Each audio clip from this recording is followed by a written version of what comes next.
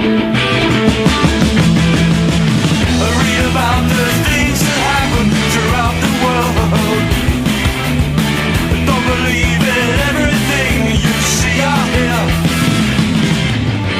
Read all about it. Read all about it. Listen to the world.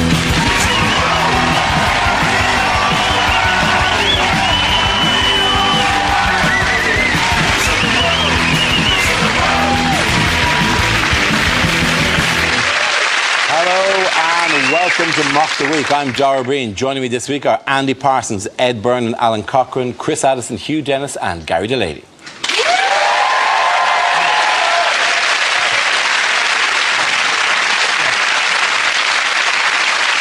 We start with a round called Headliners. Here's a picture of Labour's two Eds, Miliband and Balls. But what does MFIB stand for? Is it Miliband Fondle's Invisible Buttocks?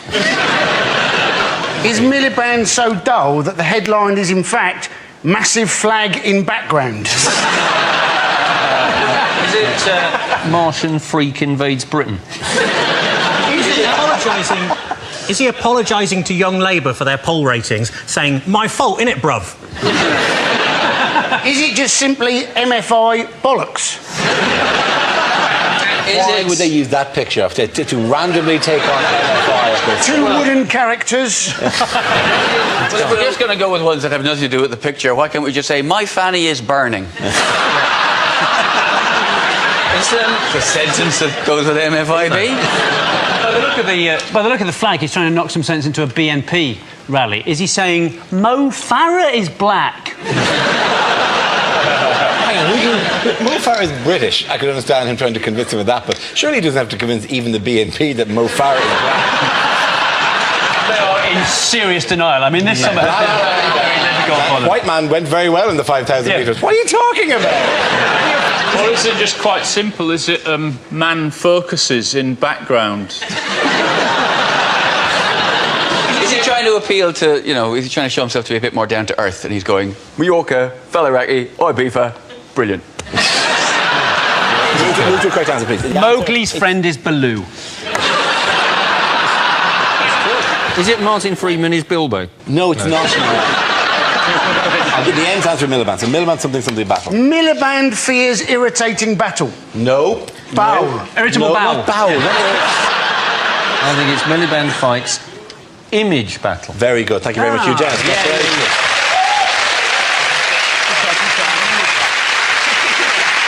Okay, the answer I was looking for was Miliband fights image battle. This is the news that Ed Miliband has launched a campaign to make himself better known to voters, embracing his geek image and comprehensive school education. It comes in a week when one poll suggests that 63% of the electorate do not see him as a future Prime Minister. The poll actually said, though, it said people didn't regard him as prime ministerial as David Cameron. And you're thinking, well, that's probably not much of a surprise because David Cameron is, in fact, the Prime Minister. Yes.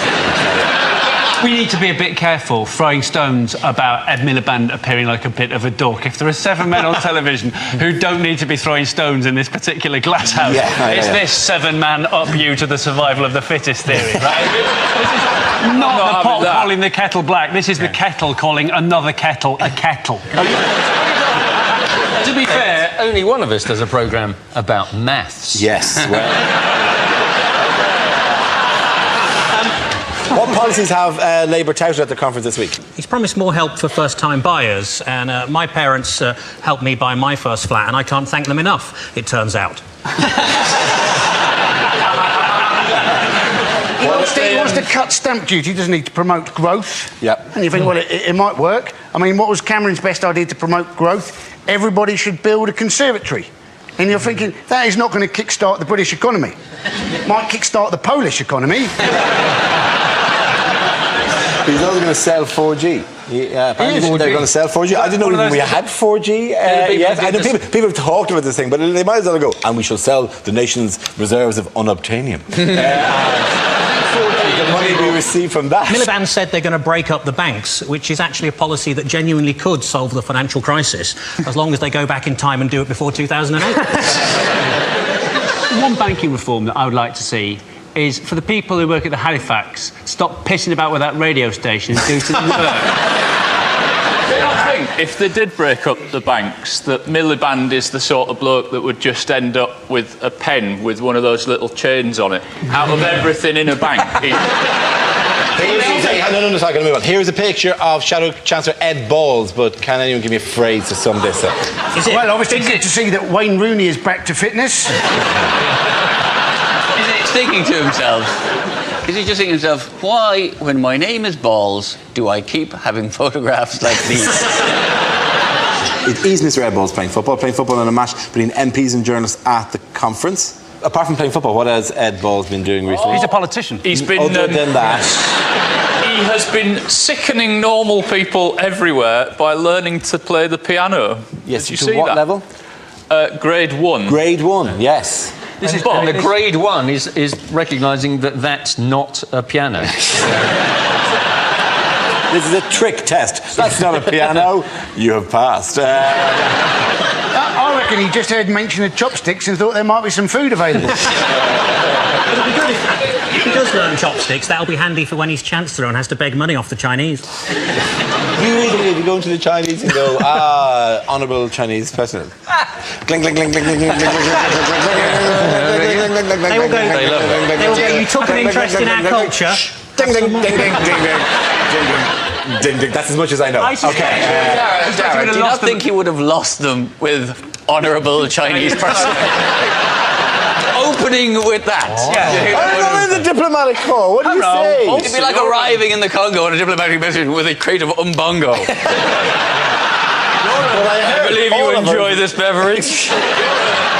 We're told this is all you drink here in the Congo, which has been renamed for how long? Well, it's now called the Democratic Republic of Umbongo.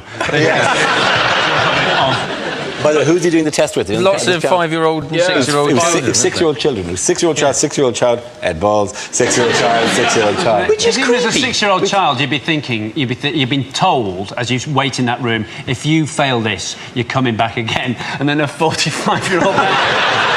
As a 6-year-old, you're thinking, oh my God, this idiot. They take this shit seriously. Please let me go. Please don't make me do the exam again.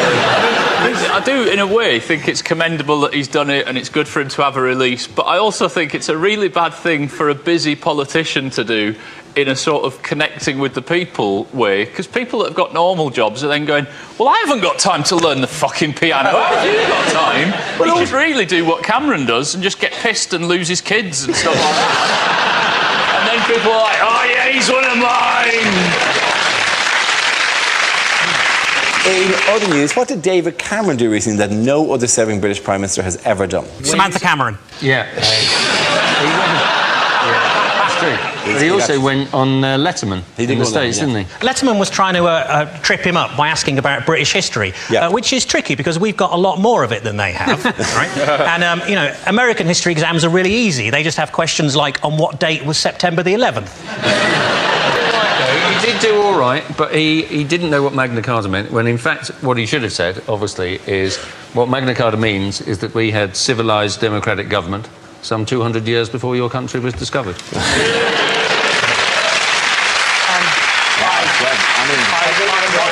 And also, I'd imagine, had he said that, it wouldn't quite have gone as well as an appearance as he would have liked. David Cameron was on a complete charm offensive. Look at you, your small, poxy country. Useless. We're older than you. Older. Feel my history. He could. I think he could also have gone, you say your name is Letterman. In my country, we would call you Postman. I'm sorry. He wasn't going on as a Bond villain. I am from that would be Kill Cheek. Kill him now! They love us as villains. They always have English people as villains. They don't know who he is. This was we could have sent anybody. We should have sent Alan Rickman. Hello. You know what he came out to? Do you know I know what he came out to. He came out to loads of dry ice, and they said it represented a London fog when we haven't had a London fog for over 100 years. That's the stereotype image that those Americans believe. What? The fat, dumb redneck.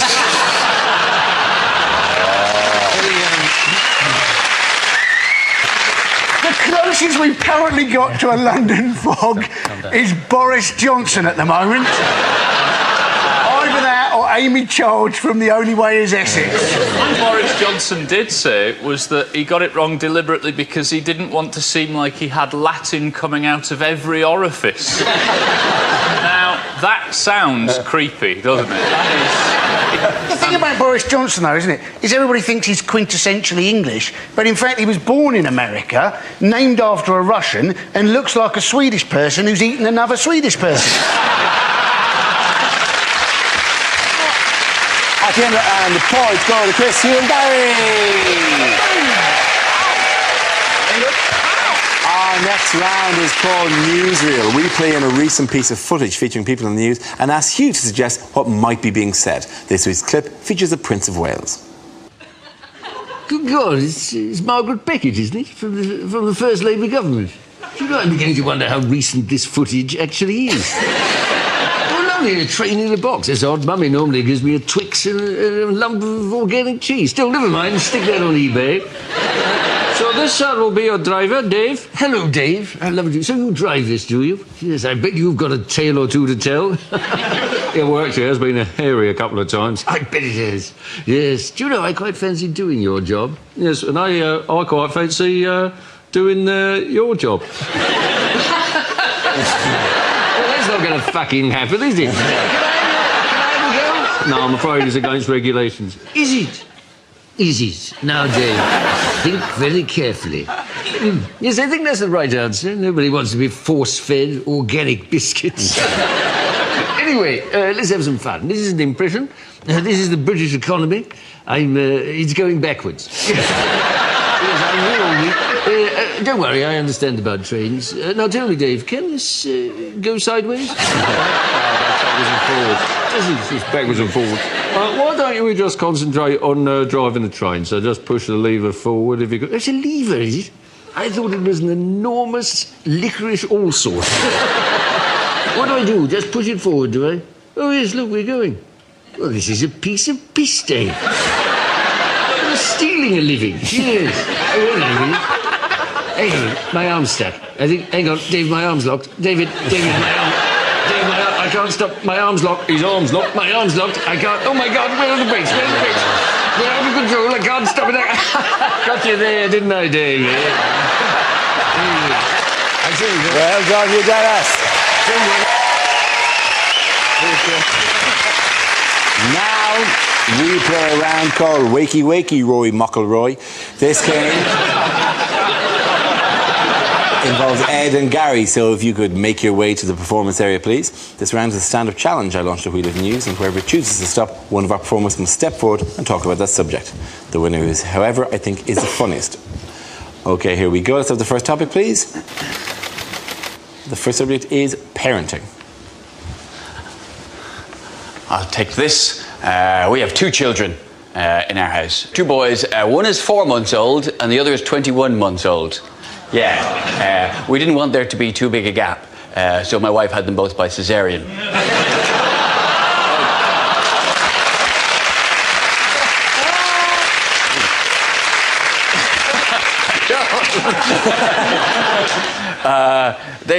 To be honest with you, the 4-month-old, he's already more of a man than I've ever been, because he's already mastered the art of the casual vomit, something I could never do. When I'm sick, it's a biblical event, it's coming out my nose, I'm pulling muscles in my back, but he's so cool with it. He'll puke and then he'll look at you like you just did it. You know. What's this? That was you. Don't think so. Doesn't sound like it. But it's amazing the pressure that can build up inside a small child. It's got the puke flies out and the piss flies out and the shit. Honestly, if I was to feed him creosote instead of milk, I could do me fence with him. The thing we've been careful about, though, is even though I have 2 boys, I didn't name either of them after me. Because I didn't want to have that big Ed, little Ed thing. Because when you call him one of your sons Little Ed, it just sounds too much like you're talking about your cock. Oh, Little Ed's been misbehaving. It just seems a bit... Honey, will you just hold Little Ed? Just hold Little Ed for just a minute. Hold Little Ed. Oh, Little Ed's been sick on you. It's just not right. Thank you very much, Ed. Okay, that leaves us with Gary. Let's see what you've been left with. Okay, let's spin that wheel. The topic is celebrity. Celebrity. They've started a celebrity magazine for the elderly. It's called Hello, Hello, Hello. Uri Geller, surprisingly hard to stab.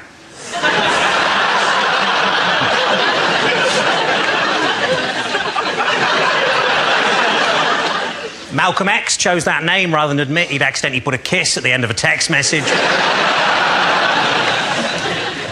I went to see Walt Disney on Ice. Bit disappointing, it's just an old bloke in a freezer.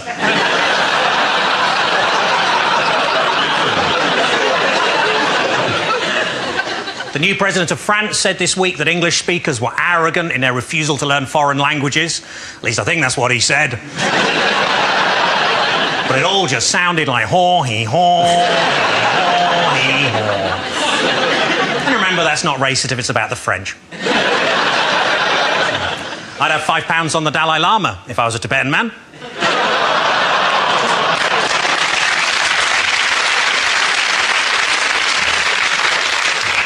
When they buried the man who invented Tetris, the whole cemetery disappeared.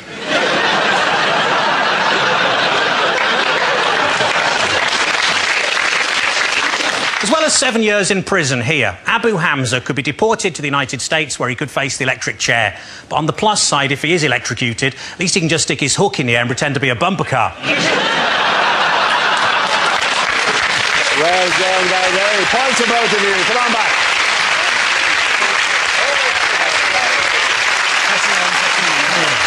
Our next round is called If This Is the Answer, What Is the Question? On the board are 6 categories. Gary, which category would you like? I would like sport, please. OK, the category is sport. And the answer is 14 and a half. What is the question? Is it how many weeks does it now take Mickey Rourke to get an erection? Is it what glass slipper size? What glass slipper size would have made Prince Charming go, OK, I'll leave it?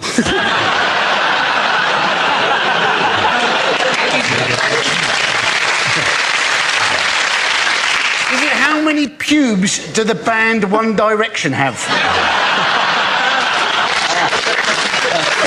Is it how many months does Wayne Rooney think there are in a year? Is it how many shades of grey are there really? How many minutes did it take to write Gangnam Style? Is it how many pints? What about this then? How many pints would the 7 dwarves get through if Snow White was there and all of them were driving? Get that, eh? Get the maths of that. I don't get it. I don't get it. 2 pints each to be under the limit, plus a half for the lady, you know. Is it how far into Jamie Oliver's 15-minute meals did I realise I didn't have the right ingredients?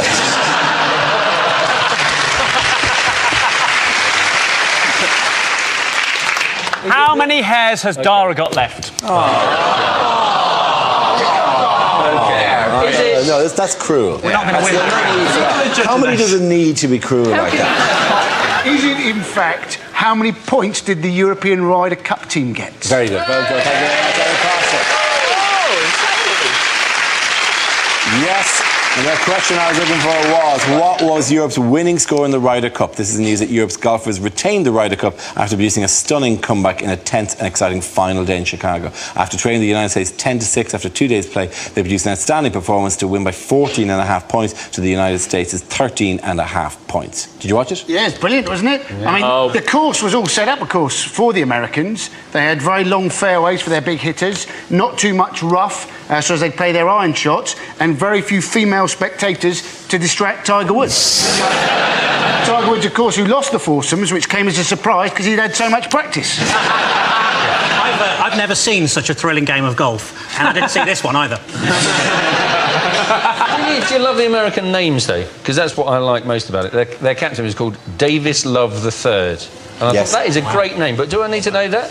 That you love the 3rd? I mean, I love the 18th, but don't go on about it. I'd like Dara to say it, though.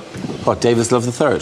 Oh, yeah, I know you wanted me to say. Sport. You wanted me to say deterred, and then we're dancing with a pig under my arm. Yeah. That is exactly what I want. By the way, the Americans were 10-6 up, which is till then a historically unassailable lead, practically away from home. But they had a rousing speech on the night before. George For Bush. who? George W. Bush. George W. Bush. On the Saturday night, when it looked like the fight was won, George W. Bush came along and said the fight was won, and then the next day the fight was lost. How unlike George W. Bush to say the fight has been won, and then it turns out it's not. The US team can count themselves lucky they're not still on the course in bunkers doing that with mortars flying over their heads. Yeah, Bush walks out and goes, mission accomplished. Yeah. Cut to 2 years later, well, we hope to get our golfers out of the course some stage. We want to bring them back for Christmas. That's what we're hoping. Who needed a police car to take him to the first tee? Rory McIlroy. Wow, very good. Yes, you're absolutely right. His excuse was that the coverage on the telly was timed as being an hour on Eastern time, when in fact he was in Illinois. So it was an hour. There was an hour's difference. But the fact is, he was still watching the Ryder's Cup on the telly. He was still there, going, "Oh, what's on? Golf. I love golf. That's the new." Where are these people up to? A lot of people standing around looking at their watches. What's he playing him today? Where's Rory, when this guy turns up, is he going to be? Wow. Ding! Penny drop. Here's a picture of the European team celebrating their win. Can you sum this up with a phrase or a caption? Yep. What a load of swingers. This is what's happening in the 1970s right now. I think you're twisting again. You know, like we did last summer.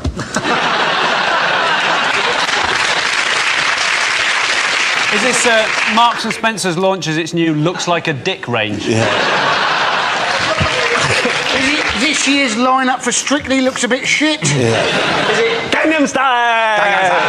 Gangnam Style. It's their version of Gangnam Style. It's in fact Gingham Style. You think they look happy? You should see the bloke in the jacket shop. I sold them! I sold them! Somewhere there's a branch of Garfunkels with no tablecloths. In other news, what are you now able to do in this country at sunrise, midnight, or 3 o'clock in the morning? Watch this show on Dave. Yes. You can get married 24 hours. Yes, you can. And Blackpool Tower say that they're very keen to have marriages at midnight. Of course, the advantage of getting married at midnight in Blackpool is that you can't actually see Blackpool. I think it's the logical next step, because there's already civil partnerships, so gay people can get married, and now weddings at 3 a.m, so ugly people can get married. The Home Office have said about this 24-hour wedding thing is that it means that they've increased the amount of choice people can have from planning their weddings. Right now, there's a nation full of engaged men going, "Oh, good, another choice." What I needed was more things to discuss in the planning of this poxy wedding. It's a weird ceremony to be able to do at 3 in the morning. To me, I think, you know, there's a definite market for 24-hour divorces or 3 a.m. christenings. The baby's awake anyway, darling. Very true. Very true. You don't really think of it as a christening. I didn't think of it as a christening, more the wake we held for our sex life. First, you don't have to get married in church anymore. Then you get married at night. Who is this benefiting? Vampires. Yeah. Oh my God, that's exactly. It's just going to be a load of Twilight-themed weddings. Oh, shite. That's all it's going to be. At the end of that round, the point's going to Alun and Andy. Now we come to scenes we'd like to see. So if everyone can make their way over to the performance area, I'll read out this week's topics and then we'll see what our panelists can come up with. Okay, here we go. The first subject is unlikely things for a sports commentator to say. They think it's all over, but Wayne Rooney is telling his hair surgeons that they've missed a bit. So just 2 laps to go, and then these dancers from Stringfellows will be heading home for the night. Tragedy strikes the Winter Olympics as the ski jumping is accidentally held next to a clay pigeon shoot. And that's a 200-yard drive. Colin Montgomery there, too lazy to walk to get the paper. Well, with 200 metres to go, he is on the shoulder of the Ethiopian. I don't know if it's legal for him to be there, but I'm going to slow him down a bit. Lewis Hamilton still leads, but there's trouble up ahead as Dick Dastardly and Muttley are digging a hole under turn 17.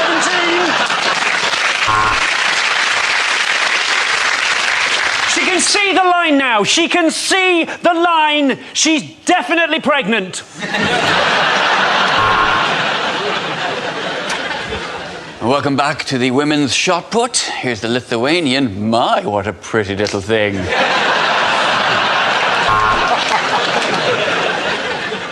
Well, let's go over to Epsom for the 2:30. There are 16 runners. Everyone else is riding a horse. What a race this is going to be. And after Andy Murray's recent appearance on television's Mock the Week, onto centre court we see the lolloping frame of Dara O'Briain. And that's an incredible right hook there from Abu Hamza. So, Boris Johnson, are you enjoying the Olympics? Oh, I'm terribly sorry. Claire Balding, are you enjoying the Olympics?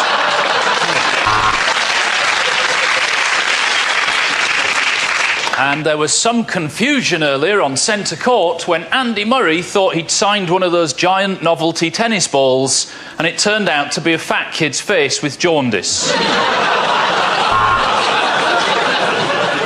And the England team sticking with the classic 4-4-2 formation. This really is the most organised orgy I've ever seen. And Serena Williams remains unseeded for a second year. I can't help thinking that a bit of lippy and a push-up bra... OK, the next topic is bad things to say at a job interview. What do I think of nepotism? That's a good question, Dad. Yeah, I served for 10 years in Afghanistan. I was in the Taliban.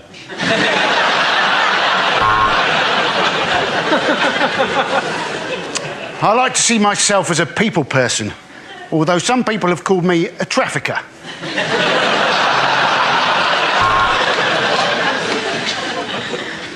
So I'm just checking. You definitely don't do a CRB check.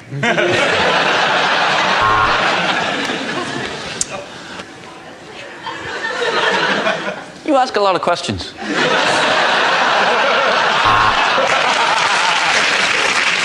Sorry, could you repeat the question? My ankle bracelet's beeping really loudly. Well, I am a fully qualified geography teacher, and the school's next door, is it?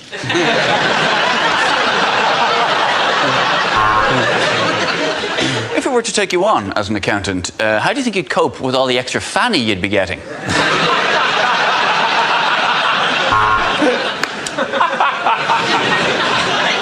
Do I like jogging? Oh, I thought he said, do I like dogging? The answer's still yes. You've demonstrated a bad attitude, an inability to listen, and a complete lack of interest in others. Welcome to Ryanair's customer service team.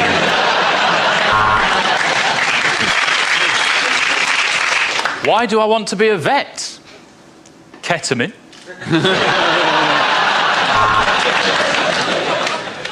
Well, they gave me a 2-2 at university, so I just thought I'd wear it to the interview.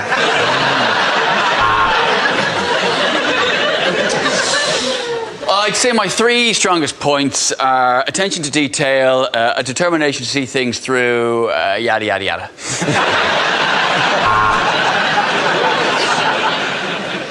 Yes, I think I would be the perfect candidate today to make the platform announcement.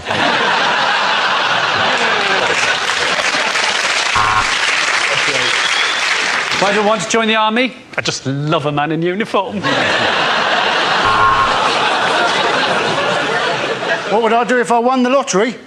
Tell you to fuck off. OK, that's it. End of that round. The points go to Chris, Hugh and Gary.